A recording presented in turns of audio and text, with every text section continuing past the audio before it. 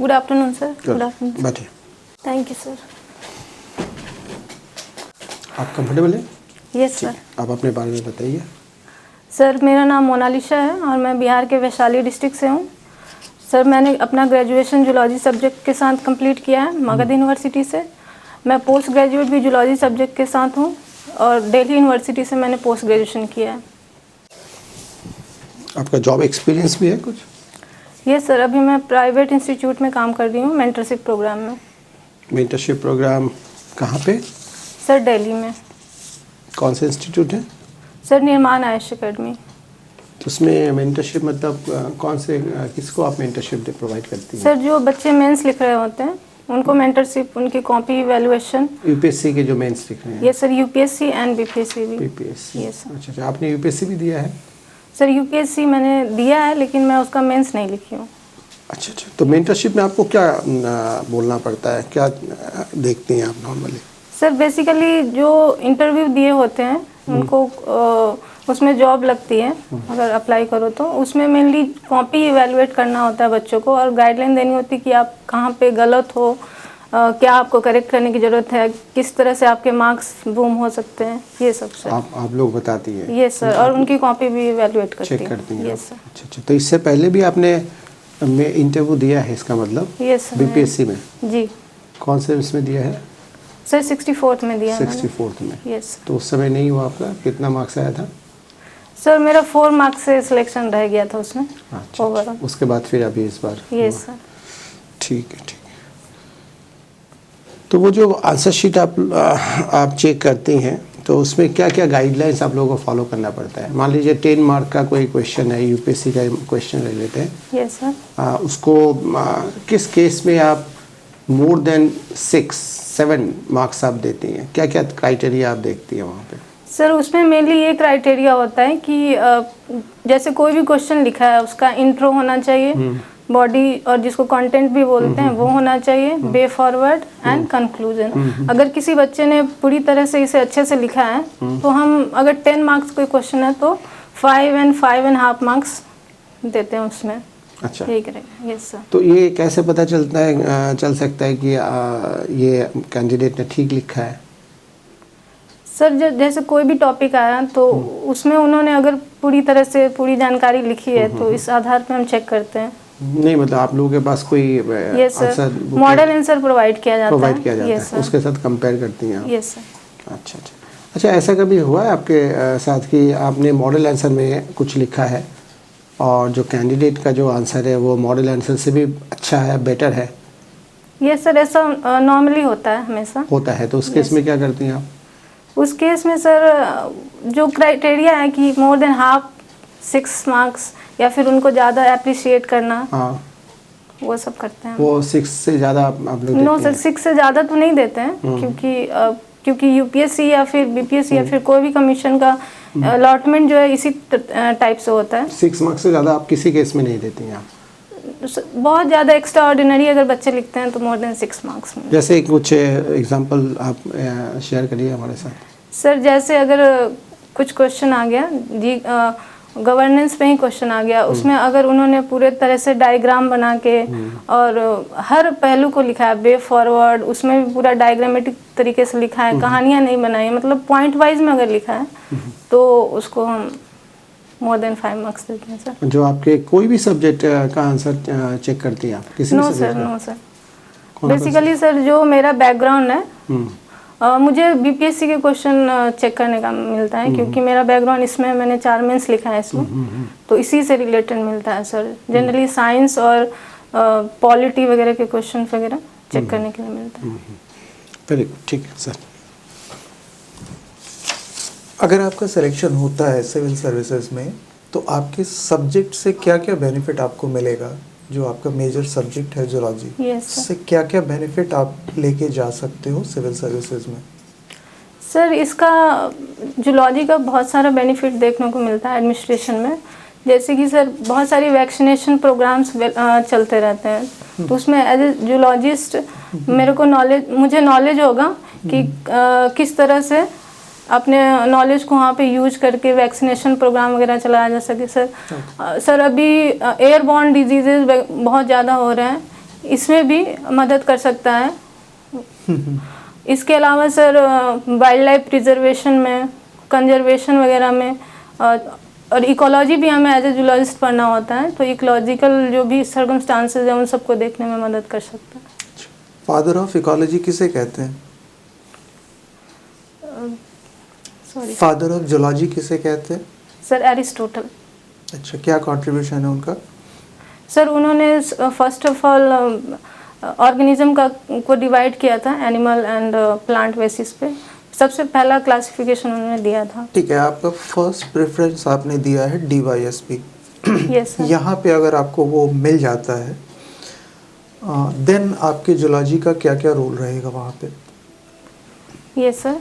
Sir zoology का role वहाँ पे हम देख सकते हैं क्राइम कंट्रोल में, जैसे फिंगर प्रिंटिंग वगैरह का यूज, फॉरेंसिक साइंस में, क्योंकि बहुत सारे केसेस में ऐसे देखे गए हैं कि जब कोई भी क्राइम होता है वहाँ पे अगर फॉरेंसिक साइंस की जानकारी नहीं रहती है पुलिस को, तो सही तरीके से केस को हैंडल नहीं कर पाते हैं। तो finger printing, forensic science, DNA profiling, ये सब करने में मदद कर सकता है जूलॉजी का नॉलेज। जो माइक्रो ऑर्गेनिजम्स होते हैं, यस, क्या उनका भी कोई हेल्प हम लोग लेते हैं फॉरेंसिक साइंस में कहीं पे? Yes sir. कैसे? माइक्रो ऑर्गेनिज्म का कैसे? कहाँ पे? मान लीजिए किसी की डेथ हो गई है डूबने से, ओके सर, है ना, तो वहाँ पे किसी माइक्रो ऑर्गेनिज्म का हम लोग हेल्प लेते हैं इन्वेस्टिगेशन में? Yes sir. मुझे इसके बारे में पूरी जानकारी नहीं है, लेकिन मैं अनुमान लगा रही हूँ कि ले सकते हैं। जो अगर जहाँ पे उनका डेथ हुआ है वहाँ से मैच कर लेंगे माइक्रो ऑर्गेनिज्म को कि वो माइक्रो ऑर्गेनिज्म वहाँ पाया जाता है कि नहीं और उनके बॉडी में मिला है कि नहीं, इस बेसिस पे। ठीक। जूलॉजिकल सर्वे ऑफ इंडिया कब बना था? सॉरी सर, एग्जैक्ट ईयर मुझे याद नहीं आ रहा अभी। अच्छा, और फंक्शंस क्या है इसके? सर ये जूलॉजिकल सर्वे ऑफ इंडिया जो है, सॉरी सर अभी ध्यान नहीं आ रहा। जो जू होते हैं जी, वो किस तरह के कंजर्वेशन का एग्जाम्पल है? आपने अभी कंजर्वेशन की बात की ना, यस सर। किस तरह का कंजर्वेशन करते हैं हम लोग जू में? सर जू मेनली ex-situ कंजर्वेशन करते हैं। क्या होता है ये ex-situ? सर ex-situ मतलब कि हम ऑर्गेनिज्म को उनके नेचुरल इन्वायरमेंट में नहीं, लेकिन नेचुरल इन्वायरमेंट जैसा ही इन्वायरमेंट एक प्रोवाइड करते हैं आर्टिफिशियल टाइप से। किस केस में ex-situ कंजर्वेशन की तरफ हमें जाना पड़ता है? सर जब बहुत ज़्यादा एक्सटिंक्शन हो रहा है ऑर्गेनिज्म का, तो हम ex-situ, या फिर अगर टूरिज़्म को बढ़ावा देना है तो उस केस में भी ex-situ कंजर्वेशन कर सकते हैं। टूरिज्म के लिए भी, ठीक है। तो जितने भी हमारे जू होते हैं उसकी एडमिनिस्ट्रेशन के लिए सबसे बड़ी बॉडी कौन सी होती है? सॉरी सर अभी ध्यान नहीं आ रहा है। पटना जू को कुछ स्पीशीज़ के अच्छे कंजर्वेशन के लिए रिकॉग्नाइज किया गया है, सर्टिफिकेट्स दिए गए हैं, अवार्ड्स दिए गए हैं। आप एक दो ऐसे स्पीशीज़ का नाम बता सकती हैं? Sir I think tiger conservation हम लोग ex-situ करते हैं? नो सर, टाइगर नहीं करते हैं। टाइगर का कंजर्वेशन हम लोग किस मेथड से करते हैं? सर इन-situ में करते हैं है ना? यस टाइगर रिजर्व्स में यस करते सर। हैं। ठीक, तो टाइगर तो नहीं, No, और sir. और कौन सा हो सकता है? पटना जू, सॉरी सर। एक का भी आपको आइडिया नहीं है यहाँ पे? किसी भी स्पीशीज का स्टेटस क्या है ना, या थ्रेट एंगल क्या है, ये हमें कैसे पता चलता है? कौन से ऑर्गेनाइजेशन है इसके लिए international level? Yes sir. Sir इसके लिए IUCN ऑर्गेनाइजेशन है। क्या है IUCN? International union for conservation of animals है ये सर। International union for conservation of animals, nature. Nature ही है या और भी कुछ है उसमें? सर एग्जैक्टली कब बना था ये? सर ये मुझे याद नहीं आ रहा अभी। ये आपको याद? Okay sir. ऑर्गेनिज्म के केस में यस सर। नीच क्या है? NICHE। सर नीच एक फंक्शनल एक्टिविटी है, एक ऐसा इन्वायरमेंट है जिसमें स्पीसीज अपनी जितनी भी फंक्शनल एक्टिविटी है वो करते हैं। जो डिफरेंट ऑर्गेनिज्म का नीच एक हो गया तो क्या रिजल्ट निकलेगा इसका? यस सर, अगर एक ही नीच हो गया तो सर इसमें कन्फ्लिक्ट होने के चांसेस है, कंपटीशन। फाइनल रिजल्ट क्या होगा? दो ऑर्गेनिज्म का सेपरेट ऑर्गेनिज्म है, उसका नीच एक ही हो गया तो क्या होगा? फाइनल रिजल्ट क्या होगा? फाइनल रिजल्ट सर ये होगा कि कन्फ्लिक्ट की वजह से दोनों एनिमल्स में से कोई एक का एक्सटिंक्शन देखने को मिल सकता है या फिर। अच्छा, इंडिया किस जू जियोग्राफिकल रीजन में पड़ता है? Sorry sir. आप इंडिया में दो हिमालय पर स्थित बायोस्फीयर का नाम बताइए और दो सी में बायोस्फीयर का नाम बताइए। सर सी में मन्नार बायोस्फीयर रिजर्व हो सकता है, मन्नार है सर। और खाली सर, मन्नार नाम है उसका? सर एग्जैक्ट अभी पूरा नाम याद अच्छा, नहीं आ नेक्स्ट रहा है। बोलिए, नेक्स्ट बोलिए। एंड सर हिमालय में सर नहीं, एक और बोलना है, सी में एक और बोलना है। Andaman and Nicobar biosphere reserves. अच्छा, एंड सर हिमालय पर बताइए। हिमालय में सर नामदफा। कहाँ पर है? सर ये अरुणाचल प्रदेश में है। अच्छा, and sir valley of flower, ये सर ये हिमाचल। नामदफ बायोस्फीयर रिजर्व कुछ और है वहाँ पर, नामदफ नाम से? Sir sorry sir. Indian Asiatic land और अफ्रीकन लैंड दोनों में क्या अंतर है? Sir in physical appearance. हाँ। सर फिजिकली शायद हेड पे कुछ स्ट्रिप्स वगैरह में डिफरेंस है, एग्जैक्टली सर सॉरी ध्यान नहीं आ रहा है मुझे। इंडियन एलिफेंट और अफ्रीकन एलिफेंट, उसमें क्या मेजर डिफरेंस है फिजिकल अपीयरेंस में? सर साइज में डिफरेंस है। साइज नहीं, उसका कुछ देह का कंस्ट्रक्शन कुछ और बताइए। साइज तो ये भी बड़ा हो सकता है, वो भी बड़ा हो सकता है, साइज से कोई खास मतलब नहीं रखता है। देखते ही कैसे पता चल जाएगा? मान लें कि दोनों एक ही साइज का है, यस तो सर। देखते हुए कैसे बताएंगे किसको कि ये एशियाटिक है, इंडिया का है, यस सर। या इंडियन रीजन में पाया जाता है, ये अफ्रीका का है? सर एग्जैक्ट अपीयरेंस में मैं नहीं अभी सर बता पा रही हूँ, सॉरी। चीता, यस चीता सुने हैं ना, अभी इंट्रोड्यूस किया गया है इंडिया में वो चीता, और यहाँ का चीता ऑलरेडी पहले से है। हम है शब्द इस्तेमाल कर रहे हैं, जो विलुप्त हो गया उसकी बात नहीं कर रहे हैं। ये चीता बोला जाता है यहाँ पर किसी दूसरे स्पेसीज को। तो दोनों कौन कौन स्पेसीज है? वो जो अफ्रीका से आया है वो क्या है, और यहाँ इंडिया में अभी चीता करके लास्ट में AH होता है यहाँ का, चीता में AH लगता है यहाँ का, वहाँ में चीता सिर्फ रहता है। क्या है अंतर, क्या है? सर फिजिकल अंतर पूछ रहे हैं। सर ये हेड पे स्ट्रिप्स, ब्लैक स्ट्रिप्स देखने को मिलता है एशियाटिक वाले में सर। सॉरी सर अफ्रीकन वाले में। हेड मतलब कहाँ? सर फॉरहेड पे। फोरहेड पर ऊपर? Yes sir. अच्छा, इंडियन में क्या होता है? चिता जिसको कहते हैं।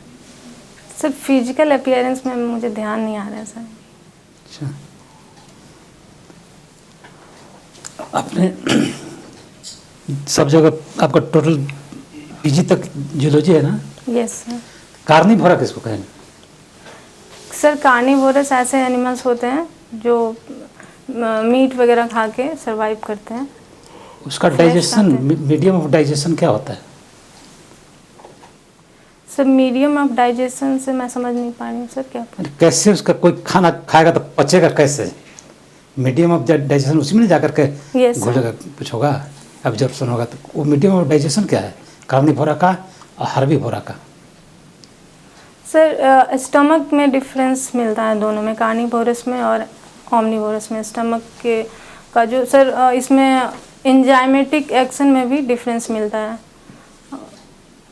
एसिडिक वगैरह कुछ इस तरह का नहीं रहता है कि वो मीट को पचा देगा, कुछ उस तरह का मीडियम रहेगा, वो घास पात को पचा देगा, उसका कुछ मीडियम अलग रहेगा। सर ऐसा कोई कुछ रूमिनेंट क्या होता है? Ruminant yes sir. क्या होता है? सर ये मेनली हर्बीवोरस में पाए जाते हैं रूमिनेंट। क्या है रूमिनेंट? जो सर ग्रासेस वगैरह को पचाने में दोबारा उसको उसका क्या कुछ डाइजेशन सिस्टम में कुछ रहता है क्या स्टोमक में, जिसके चलते बोला जाता है ruminant? Yes sir, mainly sir ruminant का काम है कि वो डबल डाइजेशन करके जो ग्रासेस वगैरह हैं उसको पचाने में। तो स्टोमक कितना चैम्बर का होगा उसका? सर चैम्बर एग्जैक्टली सर अभी ध्यान नहीं आ रहा मुझे, सॉरी। बर्ड्स ऑफ प्रे क्या है? Birds of prey, sorry sir. Okay, thank you. Thank you sir. आपका 9 तारीख को है? Yes sir. अच्छा, इससे पहले भी दिया होगा आपने मॉक? मॉक दिया है सर। क्या फीडबैक रहा है? सर फीडबैक सही था, एक्चुअली जूलॉजी से इतना क्वेश्चन नहीं था तो सही हुआ था। इसमें थोड़ा जूलॉजी से ज़्यादा क्वेश्चन आ तो रहा है। आपका जो डैफ है उसमें तो जोलॉजी से तो क्वेश्चन Yes, sir. पूछेंगे, है ना, अनलेस एंड अनटिल ऐसा कुछ, क्योंकि आपका तो graduation post graduation optional zoology है। Yes sir. और मोर देन जोलॉजी बेसिकली जो एकदम जो जिसको हम करंट अफेयर्स बोल सकते हैं या जनरल स्टडीज़ बोल सकते हैं, वो सब एरिया भी आपको मतलब यू हैव टू प्रिपेयर। जैसे मतलब zoological survey of India, yes sir. है ना, क्योंकि इसके बारे में थोड़ा नॉलेज रखना, है ना, कब इस्टेब्लिश हुआ है, क्या क्या फंक्शंस हैं, है ना, फिर IUCN के बारे में, फिर जोग्राफिकल जो रीजन है ना, ये तो क्योंकि आपका तो डोमेन से है। Yes, और इसको sir. हम ये भी नहीं कह सकते कि प्योर जोलॉजी है। यस एक सर, एग्जैक्टली डेट वगैरह याद में थोड़ा सा प्रॉब्लम हो रहा है। हाँ, थोड़ा सा देख लेना पड़ेगा। Okay. कुछ ही तो ऑर्गेनाइजेशंस हैं जिसका डेट आपको याद रखना है। Yes sir. तो आई थिंक ये आपका मेजर एरिया रहेगा इंटरव्यू का। इनफैक्ट करंट अफेयर्स में भी अगर कुछ है जो डेवलपमेंट्स हुए हैं वो आपके टिप्स में होना चाहिए। Okay sir. ओवरऑल परफॉर्मेंस ठीक है आपका, you are a good candidate, है ना, आप आराम से बात कर लेती है, बहुत ज़्यादा प्रेशर में नहीं आती है, बहुत बढ़िया है। बट ये इस पर थोड़ा सा काम करना यस पड़ेगा, सर। Okay sir. ठीक है।